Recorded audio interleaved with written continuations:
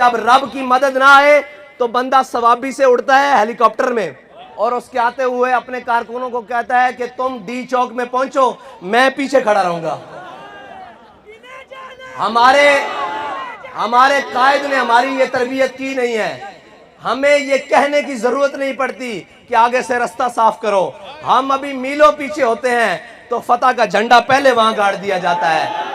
मैं इसलिए बता रहा हूं आपको कि कभी अपनी गिनती के ऊपर नाज ना करना, कभी अपने मालो जर के ऊपर नाज ना करना। अगर हमें नाज है तो अल्लाह और उसके रसूल की नुसरत के ऊपर नाज है। हम इस यकीन से निकलते हैं कि हम तादाद में थोड़े हों, हम तादाद में चंद रह जाएं, लेकिन अल्लाह ताला हमें जलील नहीं होने देगा। अल्लाह ताला हमारे जिल्लत के तौक हमारे गले में नहीं डालेगा, क्योंकि हम उसके आसरे पर निकले हैं, उसके यकीन पर निकले हैं। और जिसको सहारा हो बूटों का,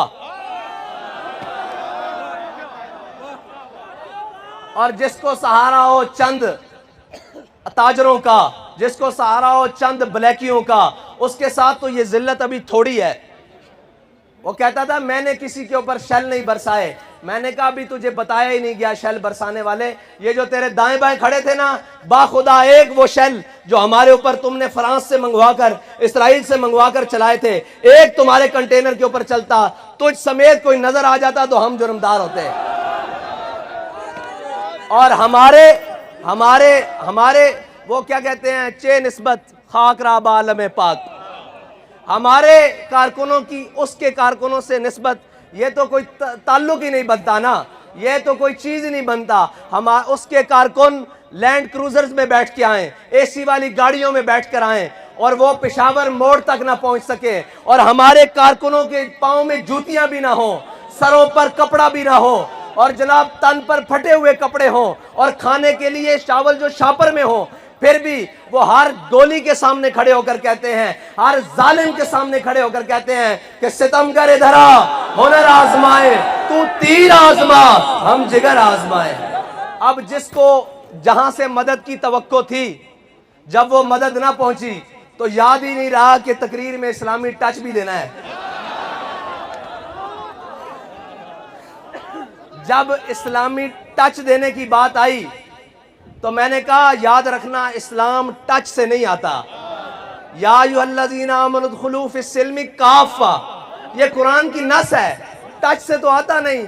जिन्होंने इस्लाम को टच किया था, वो टच करने के लिए अब्दुल्ला बिन उबई मुनाफिक जुम्मे वाले दिन खड़े होकर तकरीरें किया करता था, तेरी तरह खड़े होकर कहा करता था हम कितने खुश नसीब, हमें हुजूर मिल गए। लेकिन उसने इस्लामी बात को टच किया हुआ था, उसने सहाबा की तरह इस्लाम को माना नहीं था। इसीलिए वो ग़ज़वा उहद की तरफ जाते हुए मकाम शौत, ग़ज़वा उहद मदीना पाक से 3 मील है, वो मकाम शौत 1.5 मील से वापस आ गया था।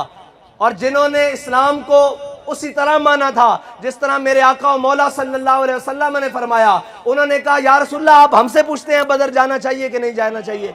सिल हिबाल मन शेता, वक्ता हिबाल मन शेता, सालिम मन शेता, आदे मन शेता। और जिन्होंने सिर्फ टच किया था वो आकर वापस मदीने में कहते थे, मैं आपको टच वालों की बातें बता रहा हूँ, वो आकर वापस कहते थे ये हुजूर ने लड़कों की बातें मान ली और ये जनाब ये कर लिया। हमारे लोगों को भी जिन्होंने सिर्फ टच किया हुआ था वो कहते हैं एक लड़के को अमीर बना लिया इन्होंने, वो मानता ही नहीं है किसी की।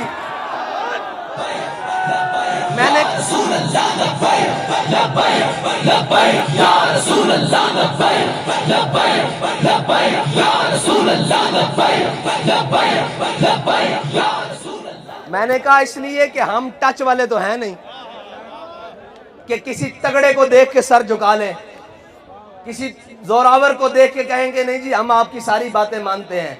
बिल्कुल नहीं मानते हम किसी की बात।